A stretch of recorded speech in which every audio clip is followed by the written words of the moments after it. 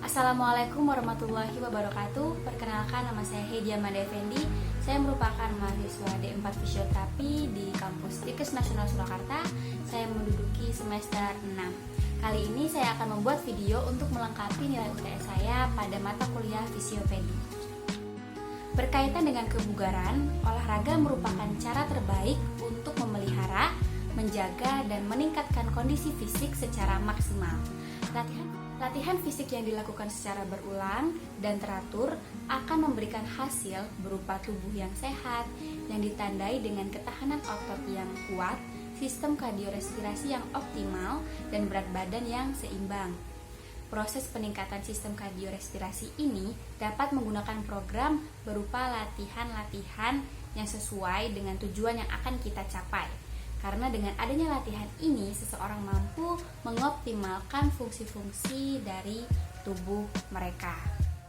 Kali ini saya akan membuat video mengenai program latihan untuk anak SMP usia 13 sampai 15 tahun.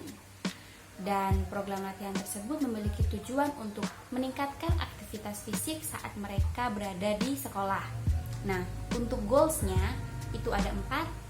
Yang pertama ada lompat jauh, jarak kurang lebih 2 meter. Yang kedua, lari maraton. Yang ketiga, lompat tinggi. Yang keempat, melempar jauh. Dari goals yang saya terima tadi, maka saya sebagai seorang fisioterapi akan membuat program latihan dan juga intensitas latihan serta repetisi yang sesuai dengan usia dan tujuan saya. Nah, untuk 4 goals tadi, itu saya memiliki tujuan latihan yaitu melatih daya ledak otot tungkai, untuk lompat jauh, lompat tinggi, terus ada meningkatkan kebugaran aerobik, itu menggunakan lari jarak jauh, jarak 5.000 meter, dan meningkatkan otot lengan menggunakan latihan push up. Nah, semua tujuan saya tadi akan saya bentuk program latihannya dan akan saya terterakan videonya serta intensitas latihan yang akan saya berikan. Goals yang pertama yaitu lompat jauh kurang lebih 2 meter dan lompat tinggi. Nah, untuk goals ini saya membuat program latihan berupa side jump sprint dan skisor jump. Nah, ini dilakukan 3 kali per minggu. Dan program latihan ini semua akan dilakukan selama 4 minggu atau 16 kali pertemuan. Dan untuk latihan side jump sprint dan skisor jump ini akan saya tampilkan contoh gerakannya di video selanjutnya ini.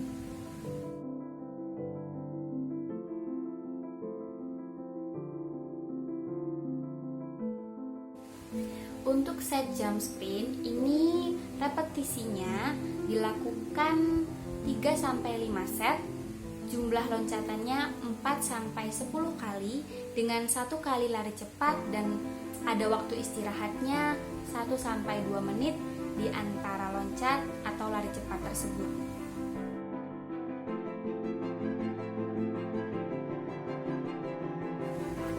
Untuk skisor jump itu memiliki repetisi 2-3 set, jumlah pengulangannya 5-8 kali gerakan, dan waktu istirahat 1-2 menit.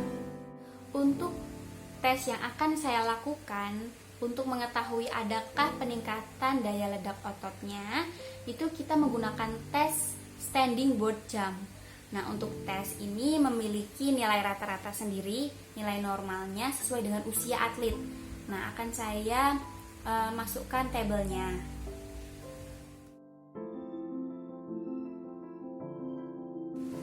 Tes ini bertujuan untuk mengukur power tungkai bawah. Dan untuk pelaksanaannya itu akan saya terterakan gambarnya. Ini gambarnya. Nah, jadi tes ini itu atlet berdiri dengan kedua ujung jari kakinya berada tepat di batas tolakan, jadi di garis. Lalu setelah siap, maka atlet bisa melompat secara bersamaan dengan mengayunkan kedua lengan bersamaan dengan lompatannya sejauh mungkin yang bisa ia capai sesuai dengan gambar ini. Yang kedua, goals lari maraton. Nah, untuk lari maraton ini saya membuat program latihan berupa lari jarak jauh dengan jarak 5.000 meter. Nah, karena sesuai dengan usia tadi, usia 12 sampai 15 tahun. Dan untuk repetisinya itu dalam waktu 30 menit untuk programnya, dan dilakukan sama 3 kali dalam seminggu, dan programnya 4 minggu. Untuk lari jarak jauhnya seperti biasa menggunakan stopwatch, dan untuk pengukuran yang akan saya pakai itu adalah menggunakan tes Balke. Nah, tes ini memiliki nilai normal, yaitu dalam berupa tabel seperti ini.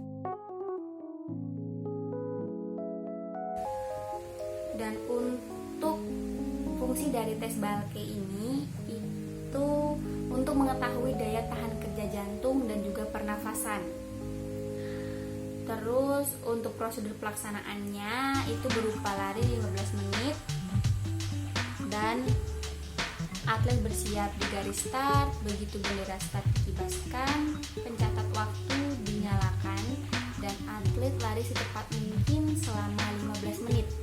Lalu jarak yang dapat ditempuh selama 15 menit tersebut dicatat oleh pencatat.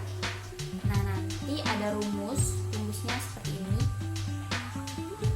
Nah, dari rumus tersebut akan mengeluarkan hasil yang sesuai dengan kapasitas atlet tersebut. Nah, akan ada tabelnya yang tadi saya berikan, itu tabelnya nilai normalnya seperti itu. Dan juga yang kedua, kita bisa menggunakan tes blip. Nah, tes blip ini fungsinya untuk mengetahui kemampuan maksimal kerja jantung dan paru-paru. Dia juga ada nilai normalnya sesuai dengan level. Jadi dia ada level 1 sampai level 21. Dan tes ini untuk tujuan yang ketiga yaitu melempar jauh. Nah, goalsnya itu melempar jauh. Program latihan yang saya gunakan yaitu plyometric push up dan juga incline push up.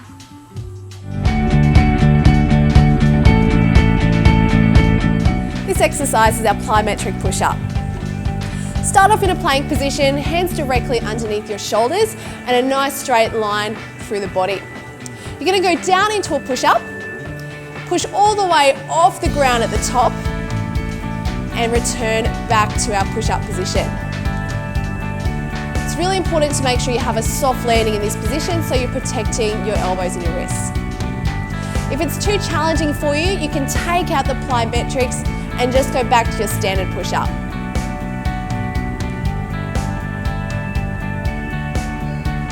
Well done, and that's our plyometric push-up. The incline push-up is a little bit easier than the regular push-up, but you still have to adhere by similar things. Find a bench that's stable. Make it so your arms are straight out when you have the angle, glutes tight and flat, not up here, not down here. Tighten them. That will keep them straight. Elbows rotated in as you go down. Come down and up. Down and up. Breathe in.